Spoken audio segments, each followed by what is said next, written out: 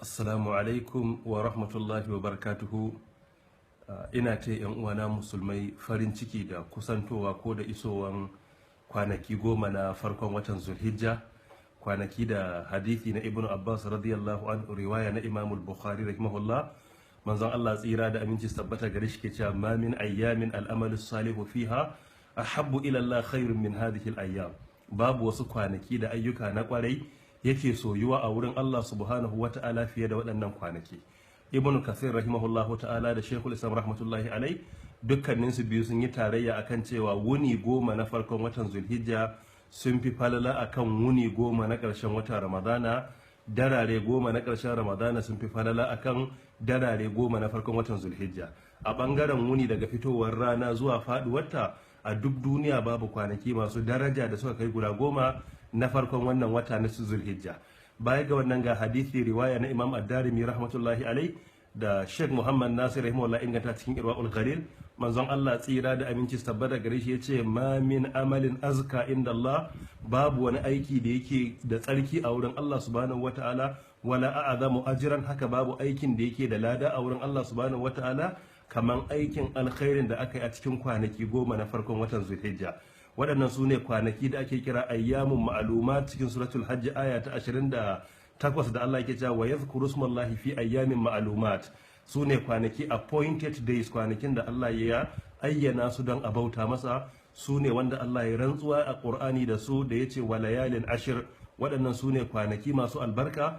Waɗannan su ne kwanaki da idan suka zo a ƙa'ida ta musulunci an karantar da mu yi ƙoƙari ya zama duk wanda zai yi layya, hadithin muslim ya ce kada ya cire gashin kansa, kada ya yanke farce idan 1 ga Zulhijja ta fara.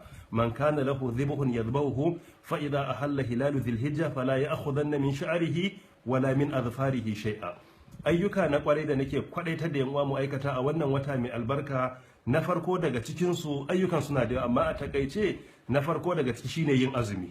Akwai hadisin na Aisha da na Hafsa radiyallahu anhuma, babu lokaci mai tsawo na magana a kansu, amma abin da ya tabbata shine wanda ya sani hujja ne akan wanda bai sani ba. Iyalin annabi tsira da aminci tabbata gare shi take cewa kana rasulullah yasumu 9 Zulhijja. Manzon Allah tsira da aminci tabbata gare shi yakan yi azumi kwanaki 9 na farkon Zulhijja, asabar, lahadi, litinin, kowane kwana ya halatta a shari'a kai azumi. Ƙarin bayani Sheikh Muhammad Nasir rahimahullah tabbatar da hadisi ne mai kyawu a littafin sana ainihin sahihu abi dawud juz'i na 2 hadisi na 462. An karantar da mu yawan yin tahalili, Allahu akbar subhanallah walhamdulillah, kamar yadda hadisi na Ahmad bin Hanbal rahimahullah ya kawo cewa fa akthiru fihinna min at-tahlil wat takbir wat tahmid. Annabi ya ce ku yawaita yin kabbara, subhanallah, walhamdulillah da makamantansu. Don haka sunna ne mu karantar da mu yawaita cewa Allahu akbar wala ilaha illallah, Allahu akbar walillahi alhamd. Sunna ta karantar da mu wanda ke da hali yayi layya ranar 10 ga wata. Yan uwanmu wanda suke yin aikin haji musulmai, ka'ida ne mutum in ya samu umara ko aikin haji ya aikata ibadu a ciki da yawa, musamman a waɗannan kwanaki masu albarka. Mu yawaita karanta Qur'ani, mu yawaita bada sadaka, zuwa gaida marasa lafiya, mu yawaita karatun alkur'ani. Dukkan waɗannan ayyuka ne na masu nagarta. Yin sulhu tsakanin musulmi ayyuka ne masu ga nagarta. ɗaukan nauyin marayu ayyuka ne daga cikin masu nagarta. Ni da sauran yan uwa Allah ya ba mu ikon dacewa da waɗannan kwanaki masu albarka. Allah subhanahu wa ta'ala ya karbi ayyukanmu na kwarai, ya ba mu ikhlasi da dacewa da sunna. Wassalamu alaikum wa rahmatullahi wa barakatuhu, wallahu ta'ala a'lam.